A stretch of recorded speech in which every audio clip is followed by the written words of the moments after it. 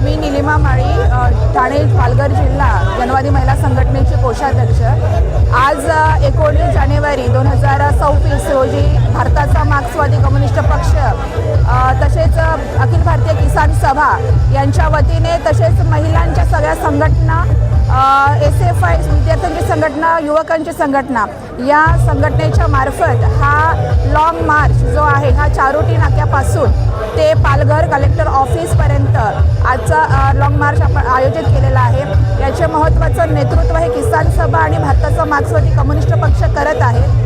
आमदार विनोद निकोले हे या नेतृत्वाचे प्रमुख आहेत। हा जो मार्च आम्ही काढतोय तो खरं म्हणजे पालघर जिल्हा जो आहे, आज सरकारने घोषित केलेला आहे की पालघर जिल्ह्यामध्ये अनेक विकासाची कामं, विकासाच्या कामाच्या नावाने अनेक प्रकल्प त्यांनी नियोजित केलेले आहेत आणि याच्यामध्ये अनेक आमच्या आदिवासींच्या जमिनी आहेत, ह्या बळीकृत करण्याचा प्रयत्न त्यांचा चालू आहे। खरं म्हणजे विकास म्हणायचा तर विकास म्हणजे आपल्याला आरोग्याचा विकास केला पाहिजे।